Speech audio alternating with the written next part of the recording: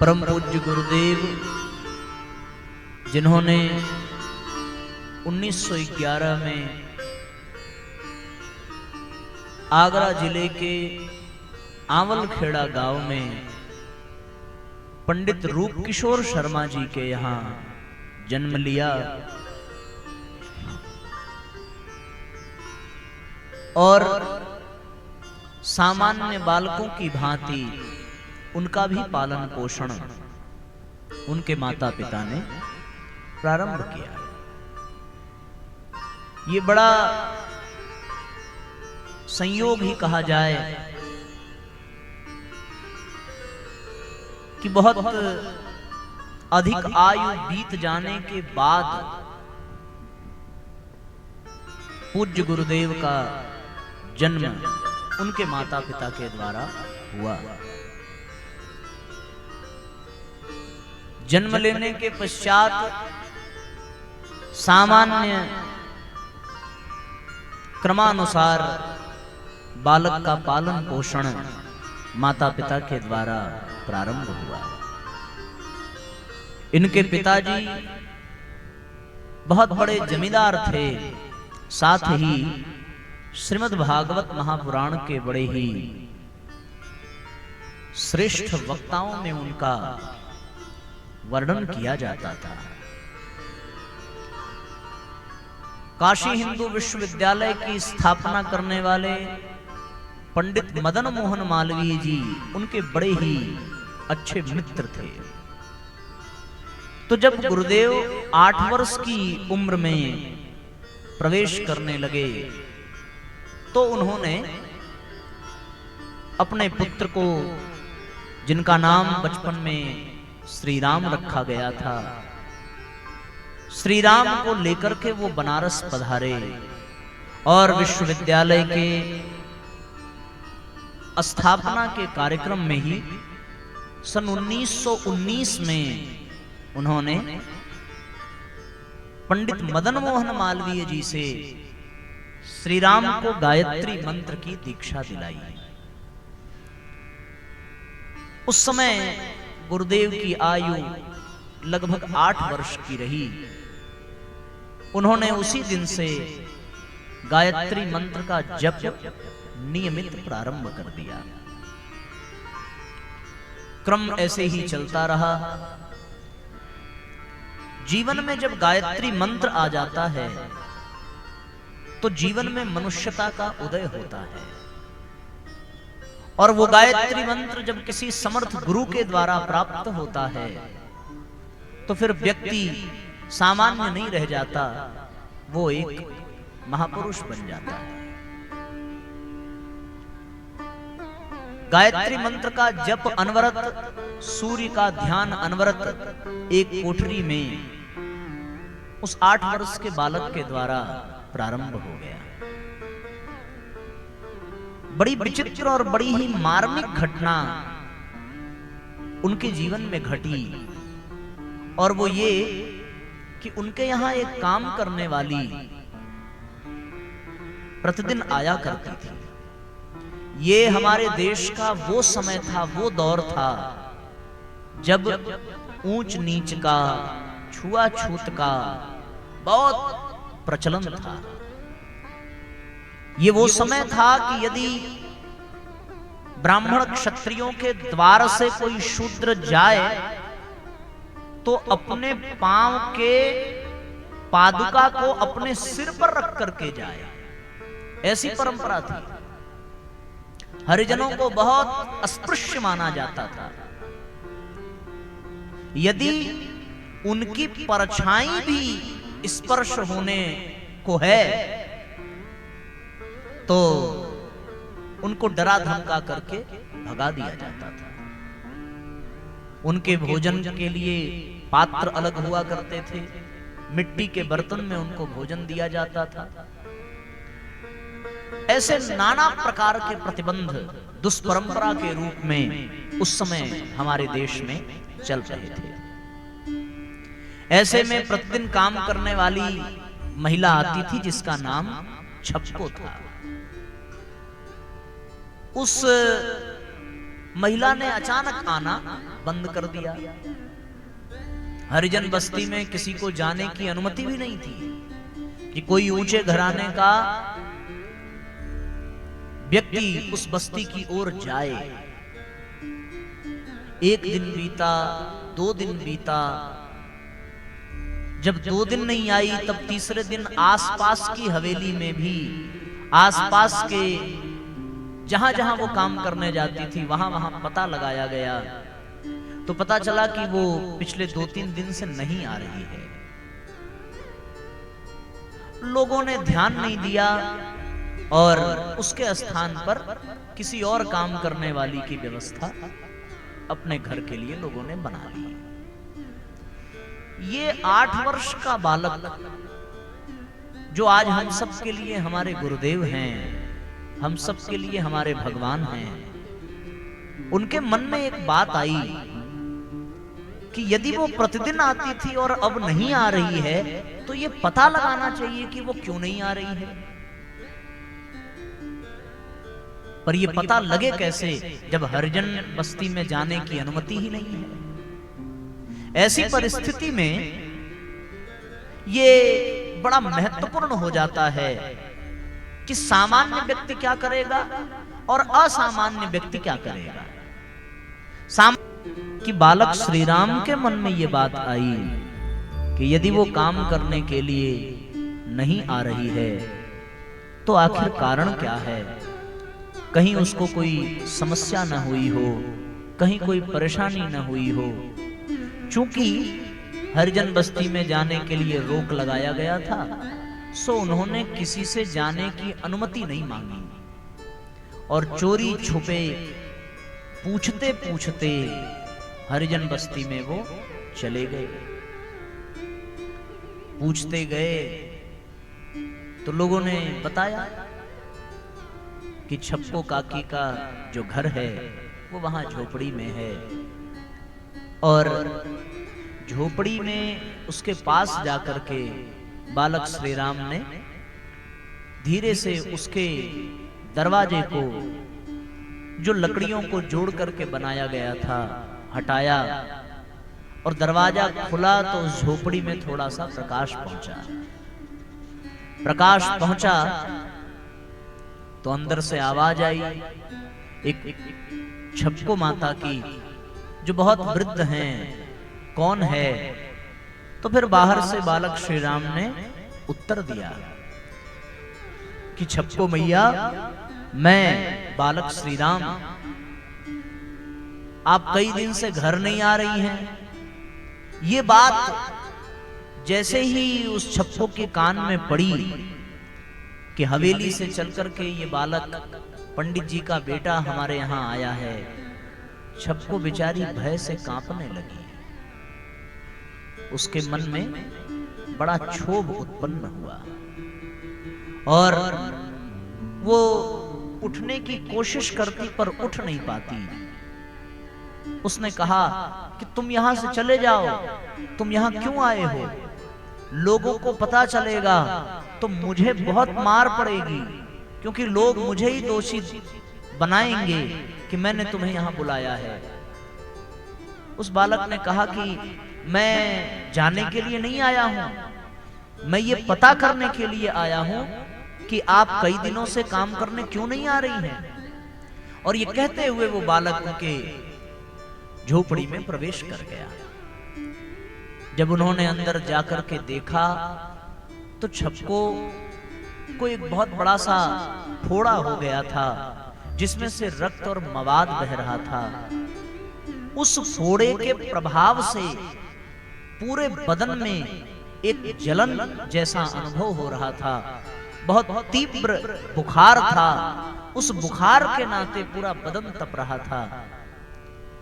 बालक श्री राम को देखा, बहुत संकोच के साथ उठने की कोशिश करने लगी पर उठ न पाई। बालक ने स्पर्श किया, स्पर्श करने के बाद लगा कि इनको ऐसे छोड़ देना बहुत बड़ा अपराध है। केवल इसलिए कि ये हरिजन हैं, केवल इसलिए कि ये मजदूर हैं, केवल इसलिए कि ये छोटी बिरादरी के हैं। उस बालक के मन में आया, सो वो दौड़ता दौड़ता वैद्य जी के पास गया। वहां जाकर के उनको समस्या बताई और उनसे मलहम इत्यादि दवा इत्यादि लेकर के वो फिर झोपड़ी की ओर भागा।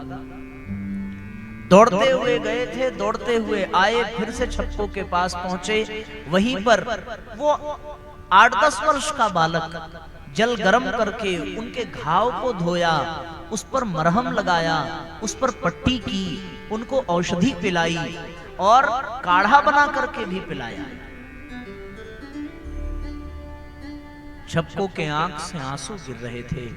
छप्पो रोते हुए कहने लगी कि सुना है कि जब कोई कष्ट में होता है तो कोई आवे या ना आवे पर भगवान जरूर आता है।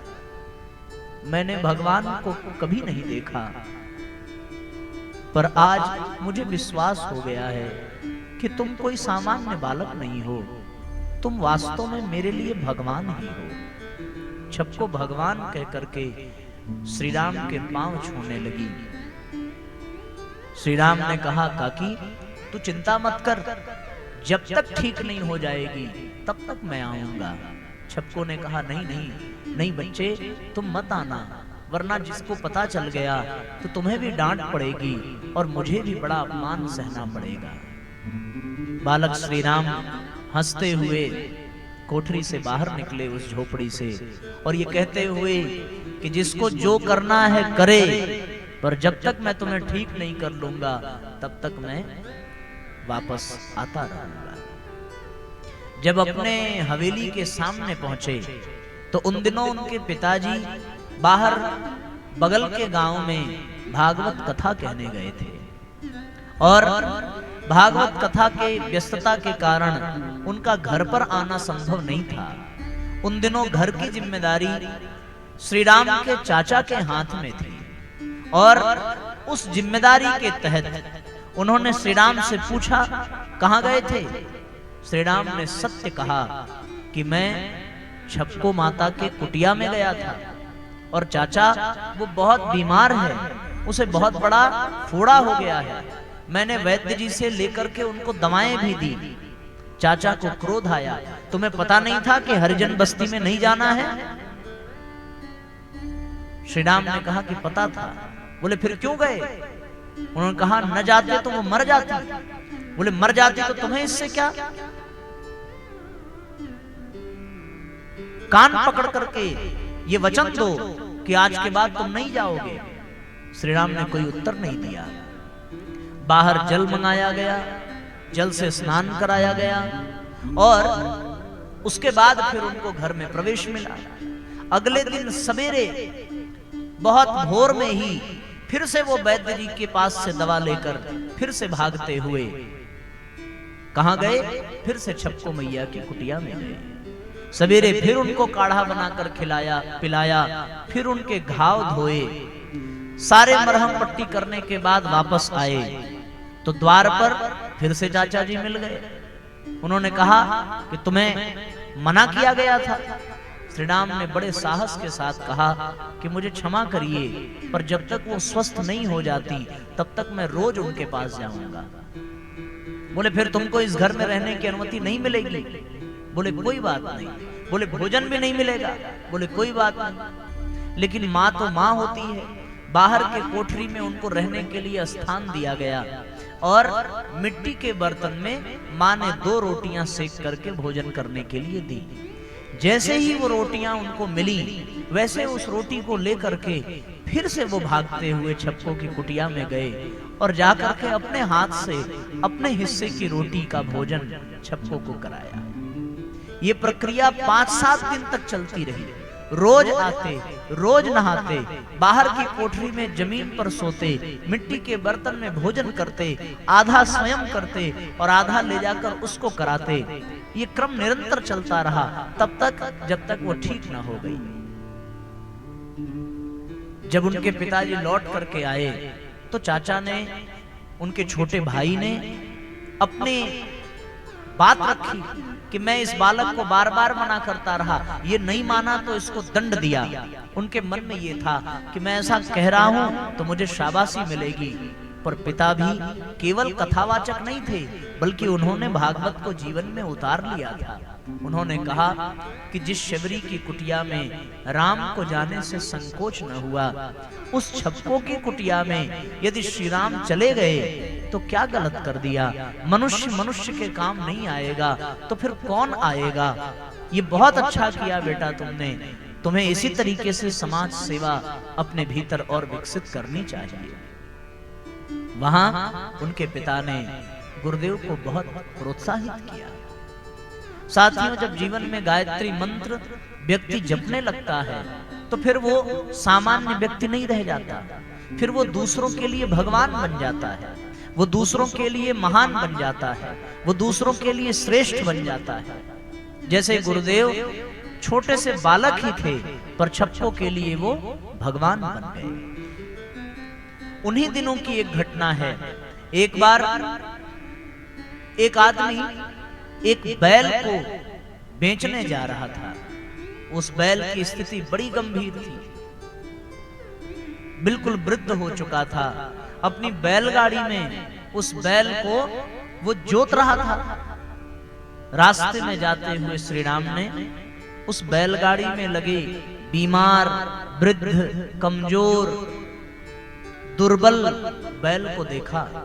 बैल के मालिक से उन्होंने कहा, ये क्या कर रहे हो? ये बैल बीमार है, ये दुर्बल है और तुम इस पर इतना बोझा लादते हो। उसने कहा कि इससे हमें क्या, हमने इसे पाल पोस करके इसको भोजन, इसको चारा खिलाया है अपना काम ही तो कराने के लिए। आप उस बालक के भीतर की करुणा देखिए। उन्होंने बैलगाड़ी रुकवाई और बैलगाड़ी रुकवा करके बैल को उससे मुक्त किया और कहा, आपको आपके काम से मतलब है तो ये बैल के हिस्से का काम मैं करता हूं। उसमें 2 बैल लगे थे। एक बैल को छोड़कर पूज्य गुरुदेव 10 वर्ष की उम्र में ही बैलगाड़ी में अपने आप को नियोजित करके उस बैल के साथ बैलगाड़ी को खींचने लगे। लगभग 2 किलोमीटर तक खींच करके ले गए। तब उस व्यक्ति के मन में न जाने कौन सी बात जगी और वो उतर करके इनके पांव छूने लगा कि मैंने ऐसा बालक आज तक नहीं देखा जिसने बैल को मुक्त कर दिया हो और स्वयं उसके हिस्से में बैलगाड़ी को खींच रहा हो। वो भी गुरुदेव को भगवान मानने लगा। उसको पता चला कि ये पंडित जी का बेटा है। बोले क्यों न हो, ऐसे महापुरुष के यहाँ ऐसी ही संतान पैदा होती है। उसी समय एक और घटना याद आती है कि एक बार एक व्यक्ति गाय को बेचने जा रहा था। ये बात उनको पता चली, वो दौड़कर उसके पास गए। बोले हमें धन की आवश्यकता है, हम इसको बेचेंगे नहीं बूचड़ खाने में तो हमें धन कैसे मिलेगा। उस बालक ने उनकी बुद्धि देखिए, उनकी प्रतिभा देखिए और जीवन में गायत्री मंत्र का प्रभाव देखिए। वो दौड़ करके गांव के सेठ के पास गए। सेठ के पास जाकर उनसे 18 पैसे उधार लिए और 18 पैसे उधार लेकर के उन्होंने गाय बेचने वाले को दिया। उनसे वो दुर्बल गाय खरीदी और फिर गाय को कसाई खाने में देने की बजाय आगरा में शहर में आकर के गौशाला में उन्होंने गाय को जमा कराया और गाय की जान बचाई। ये तीसरी घटना। ऐसी एक नहीं अनेकों घटना है।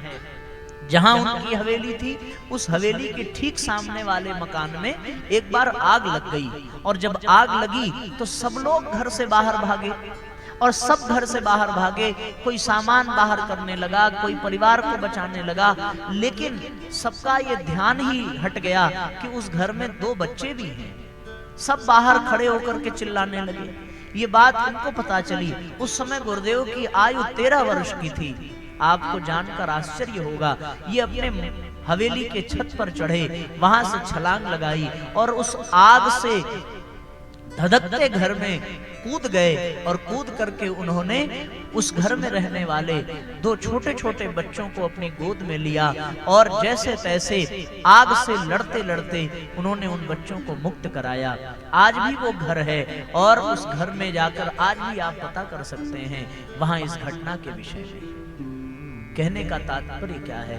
कहने का तात्पर्य ये है कि जब जीवन में गायत्री मंत्र आता है साथियों, तब जीवन सामान्य नहीं रह जाता। जब जीवन में गायत्री मंत्र आ जाता है तो व्यक्ति फिर भगवान बन जाता है, व्यक्ति फिर महापुरुष बन जाता है। उससे दूसरों का कष्ट देखा नहीं जाता, उससे दूसरों को की दीन दशा देखी नहीं जा सकती। वो धीरे धीरे धीरे धीरे अपने संकीर्ण स्वार्थपरता से ऊपर उठता चला जाता है, उसमें श्रेष्ठता बढ़ती चली जाती है, उसमें दिव्यता का संचार होता चला जाता है। ये सारी घटनाएं अपने आप घटित होने लगती हैं, अपने आप जीवन में ये प्रेरणा, ये उत्साह प्राप्त होने लगता है।